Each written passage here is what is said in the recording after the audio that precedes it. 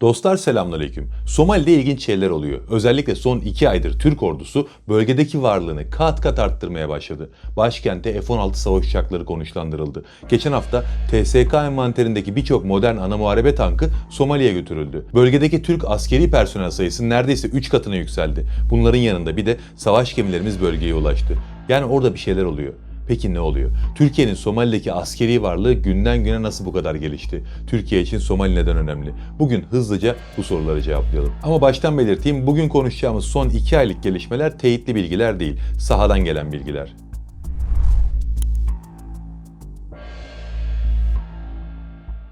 Türkiye özellikle 2005 yılından beri Afrika'da ciddi yatırımlar yaptı. Ama deseniz ki Türkiye'nin en etkin olduğu Afrika ülkesi hangisi? Düşünmeden Somali diyebilirim. Türkiye'nin buradaki varlığı aslında çok eskiye dayanıyor. Sabırlı ve oturaklı bir politika izleniyor. Yavaş yavaş, adım adım vites yükseltiliyor. Şu anda da bunun zirvesini görüyoruz. Bu zirveyi iyi anlayabilmek için de şimdi Türkiye'nin Somali'deki varlığını, özellikle de askeri varlığını adım adım nasıl inşa ettiğini kısaca bir konuşalım. Dediğim gibi Türkiye'nin buradaki varlığı yeni değil. Tarihi bağlardan falan bahsetmeyeceğim. O kadar geriye gitmeye gerek yok. Sadece modern dönemden bahsedelim. Türkiye ilk kez Somali topraklarına 1993-1994 yıllarında asker gönderdi. Bu dönemde Birleşmiş Milletler Somali Operasyonu kapsamında oradaydık. Ülkedeki iç savaşı durdurmak ve insani yardımların dağıtımını güvenli hale getirmek için uluslararası bir koalisyon kuruluyordu. Biz de onun parçasıydık. Türkiye aslında bu ilk görevle birlikte de Afrika'daki güvenlik krizlerine doğrudan müdahil olabilme kapasitesini test etmiş oldu. Sonrasında da 2008 yılında NATO Deniz Görev Grubu bünyesinde oraya gittik. Muhtemelen hatırlarsınız. Somali açıklarında ciddi korsanlık faaliyetleri vardı o dönem. Buna karşı oluşturulan gücün içinde yine Türk ordusu da vardı. Ama bu iki görev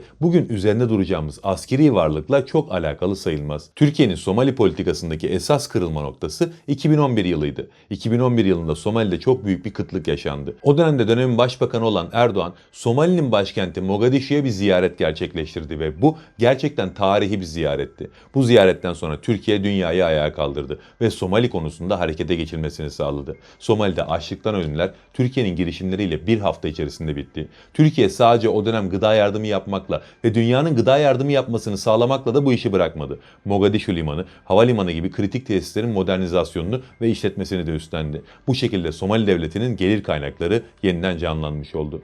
2014 yılında 2010'da varılan askeri anlaşma genişletildi. Kapsamlı bir savunma işbirliğinin temeli atıldı. Yani 2011 Türkiye'nin Somali politikasının kırılma noktasıydı. Ama askeri anlamda esas kırılma noktası için 2014 ardından da 2017'yi gösterebiliriz. Çünkü 2017 yılında Mogadishu'da Somali Türk Görev Kuvveti Komutanlığı açıldı. Burası Türkiye'nin yurt dışındaki en büyük askeri eğitim tesisi. Bu üste Türkiye Somali ordusunun neredeyse yarısını eğitti. Özellikle elit komando ve polis birimlerini burada modernize etti. Biliyorsunuz Somali'de bir eşşebap terör sorunu var. Bu terör örgütüne karşı Somali Devleti ilk defa güç gösterebilecek hale geldi. Bunu da sağlayan dediğim gibi Türkiye oldu. İşte bu süreç, yani 2017'den sonrası Türkiye'nin askeri anlamda oraya yavaş yavaş yerleşmesi süreci olarak görülebilir. Ama burada şunu da belirtmek lazım. Yavaş yavaş yerleşme falan deyince sanki Batı'nın işgal senaryolarını konuşuyormuş gibi olduk. Böyle bir durum yok. Türkiye orada attığı her adımı Somali'nin davetiyle atıyor. Somali bunu istiyor. Türk askerinin oradaki varlığını da, bu varlığın artmasını da Somali Devleti ve Somali halkı talep ediyor.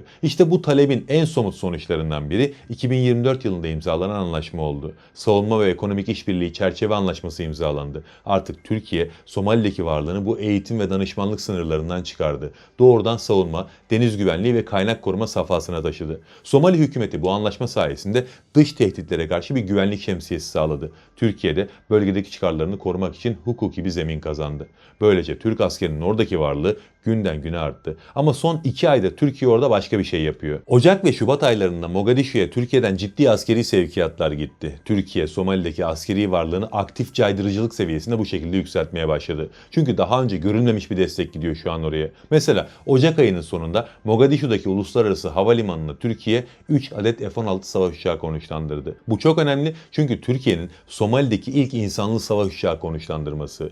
Bu uçaklar Somali Ulusal Ordusu'na terörle mücadele operasyonlarında hava desteği sağlıyorlar. Tabi bu uçakların varlığı sadece terör örgütü Eşşevap'a karşı bir saldırı gücü anlamına gelmiyor. Yani her ne kadar öncelikli sebep bu gibi gösterilse de aslında bence sebep kesinlikle bu değil. Şu an oradaki terör operasyonları için Türkiye'nin insansız hava araçları yeterli. Türkiye bu F-16'ları göndererek Somali'nin hava sahasını ihlal edebilecek bölgesel faktörlere karşı bir caydırıcılık oluşturdu gibime geliyor. Yeni konuşlandırılan askeri unsurlar bununla da sınırlı değil. Daha geçen hafta TCG Sancaktar çıkarma gemisi Somali'ye tank sevkiyatı yaptı ve modern tanklar teslim edildi. TSK envanterindeki modernize edilmiş M48 ve M60 tankları gönderildi. Somali ordusunun zırhlı kapasitesi ciddi anlamda artmış oldu. Tabi bu tanklar Türkiye'nin orada inşa edeceği uzay üssü ve enerji tesislerinin güvenliğini sağlamak için de görev yapacaklar. Hatta öncelikli görevleri bu olacak. Bir de Türkiye'nin personel sayısını da arttırdığını görüyoruz bu süreçte. 2025 yılının ortalarında, yani bir yıldan az bir zaman önce yaklaşık 500 kişilik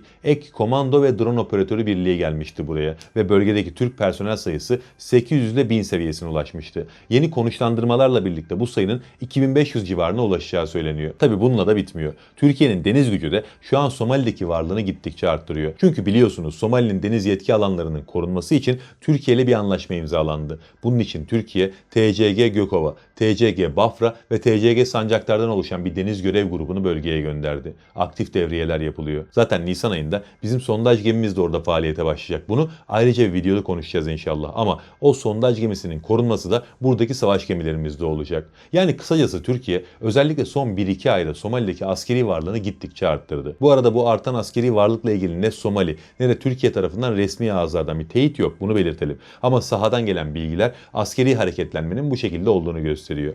Peki Türkiye o kadar asker gönderirken Somali'de bu nasıl karşılanıyor derseniz, Somali halkı Türk ordusunu orada görmekten çok mutlu. F-16'lar Mogadishu üzerinde uçarken Somali halkı tekbirler getirerek bu görüntüyü izledi.